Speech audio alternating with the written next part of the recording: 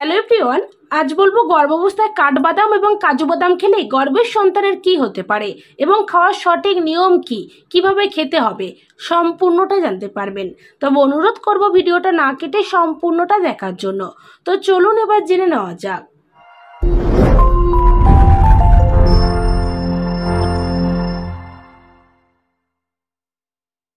গর্ভাবস্থা একটি সূক্ষ্ম সময় এবং এই সময় আপনি কি খাচ্ছেন বা না খাচ্ছেন তার যথেষ্ট পার্থক্য আছে। কোনো সন্দেহ নেই যে এই সময় আপনি অনেক ধরনের খাদ্য আকুল আকাঙ্ক্ষা নিয়ে খেতে গিয়েও খেতে পারেন না, বা অনেক কিছু খেয়ে থাকেন কিন্তু সব খাদ্য কি নিরাপদ যা আপনি খাচ্ছেন? কাজু বাদাম এবং কাঠবাদাম অবশ্যই এই সময় মুখে জল এনে দেওয়ার মতো একটি জিনিস, কিন্তু আপনার গর্ভাবস্থার সময় এগুলো নিরাপদ কিনা তা নিয়ে চিন্তিত হতে পারেন।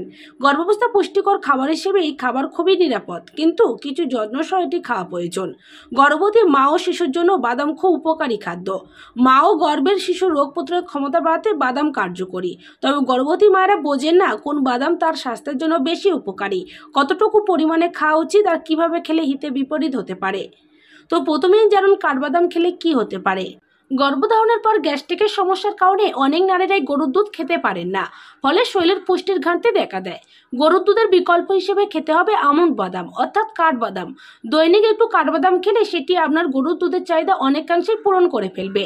যাদের অ্যালার্জি বা অন্য কোনো সমস্যা আছে তারা চিকিৎসকের পরামর্শ ছাড়া বাদাম খাওয়া উচিত হবে না। মনে রাখা ভালো, গর্ভবতী মা ও শিশু সুরক্ষায় সবার আগে চিকিৎসকের পরামর্শকে গুরুত্ব দিতে হবে। বাদামে উচ্চমাত্রার প্রোটিন আছে, তাই এটি শিশুর মাংসপেশি গঠনে সহায়তা করে থাকে এবং শিশুর ওজন বাড়াতেও সাহায্য করে। কাঠবাদাম খেলে ত্বক ও চুলের উন্নতি ঘটে, যেহেতু কাঠবাদামে প্রচুর পরিমাণে ভিটামিন ই থাকে। ভিটামিন ই ত্বক ও চুলের স্বাস্থ্যের জন্য খুবই উপকারী। এছাড়া গর্ভবতী মা নিয়মিত বাদাম খেলে শিশুর ত্বক ও চুল ভালো হয়। শিশুর হাড় ও দাঁত গঠনে কাঠবাদাম অনেক উপকারী। তাছাড়া গর্ভের শিশুর স্বাস্থ্যের জন্য খুবই প্রয়োজনীয় উপাদান ক্যালসিয়ামের মাধ্যমে শিশুর হাড় ও দাঁত মজবুত হয়। ক্যালসিয়াম সাপ্লিমেন্ট নেওয়ার পাশাপাশি দৈনিক কাঠবাদাম খাওয়ার অভ্যাস করুন। কাঠবাদাম স্নায়ুতন্ত্রের কাজ করে। বাদামে আছে প্রচুর পরিমাণে ম্যাগনেসিয়াম, যা কেন্দ্রীয় স্নায়ুতন্ত্রের কাজ সচল রাখতে সাহায্য করে।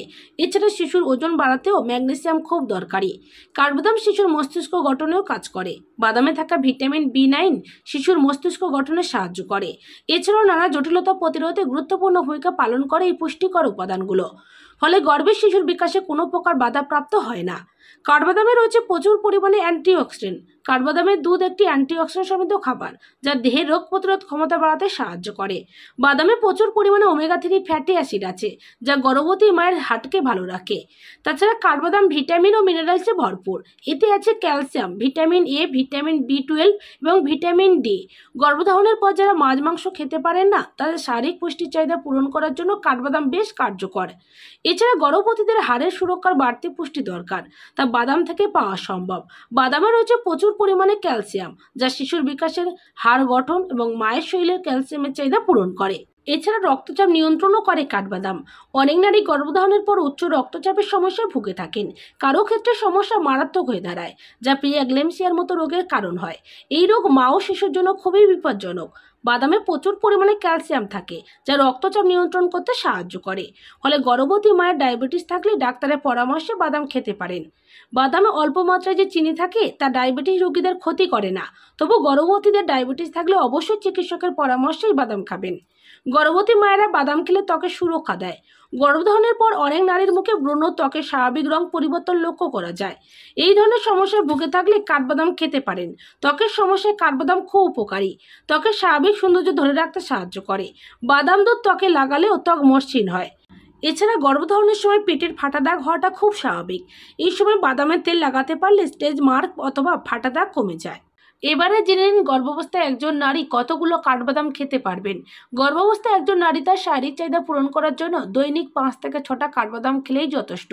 এগুলোকে ভিজিয়ে খোসা ছাড়িয়ে খাবেন। এবার যেমন কাজু বাদাম খেলে কি হতে পারে। বাদাম আপনার গর্ভাবস্থার সন্তানের বিকাশের জন্য প্রয়োজন। সমস্ত গুরুত্বপূর্ণ পুষ্টি উপাদান দ্বারা সমৃদ্ধ। কাঁচা বাদামে 1 আউন্সে 9 গ্রাম কার্বোহাইড্রেট, 4.5 গ্রাম প্রোটিন এবং 13 গ্রাম ভালো চর্বি আছে। সংক্রমণ রোধ করার জন্য এতে উপযুক্ত পর্যাপ্ত অ্যান্টিব্যাকটেরিয়াল প্রোবায়োটিকও রয়েছে। এটি আপনাকে যথেষ্ট শক্তি দেয়, যা আপনার এই সংবেদনশীল সময় প্রয়োজন। কাজুতে উপস্থিত ফাইবারের উচ্চ মাত্রা সংকোচন ও ডায়রিয়ার মতো সমস্যার সাথে মোকাবিলা করতে সাহায্য করে, যা গর্ভবতী মহিলাদের মধ্যে খুব সাধারণ। এই সময় কাজু ফ্যাট নিয়ন্ত্রণেও সাহায্য করে। ক্যালসিয়াম সমৃদ্ধ কাজু বাদাম আপনার শিশুর হাড় এবং দাঁত উন্নয়নে সাহায্য করে। কাজুতে লিপিড প্রোফাইল স্তরে ইতিবাচক ফলাফল প্রমাণিত হয়েছে, যা গর্ভাবস্থায় ডায়াবেটিসে আক্রান্ত মহিলাদের জন্য উপকারী। কাজু বাদামে এমন রাসায়নিক আছে যা গর্ভাবস্থায় যে কোনো ক্যাভিটি বা দাঁতকে গহ্বর অপসারণে সহায়তা করে। ম্যাগনেসিয়াম সমৃদ্ধ কাজু বাদামের সাহায্যে মাংসপেশি, উচ্চ রক্তচাপ, মাথা ব্যথা ও ক্লান্তি দূর করতে সাহায্য করে। কাজু বাদামে ভিটামিনের পরিমাণ পাওয়া যায়, যা আপনার প্রসবের সময় অত্যাধিক রক্তক্ষরণ রোধে সাহায্য করে। কাজু বাদামে 9 mg ভিটামিন থাকে। এছাড়া গর্ভাবস্থায় রক্তের অভাব দূর করার জন্য লৌহ সমৃদ্ধ কাজু বাদাম আপনার খাদ্যে অন্তর্ভুক্ত করা যেতে পারে। এছাড়া কাজুতে প্রচুর পরিমাণে তামা রয়েছে, যা ভ্রূণীয় কোষগুলির দ্রুত বিকাশে সহায়ক। তাই আপনি কাজু বাদাম এমনি খান বা ভিজিয়ে খান, যে কোনো সময় খান, ভীষণ উপকার পাবেন। এবার অনেকেই বলতে পারেন, কাঠবাদাম এবং কাজু বাদাম একসঙ্গে ভিজিয়ে খাওয়া যাবে? হ্যাঁ, এগুলো ভিজিয়ে একসঙ্গে খেতে পারেন, খালি পেটে ভীষণ উপকার পাবেন।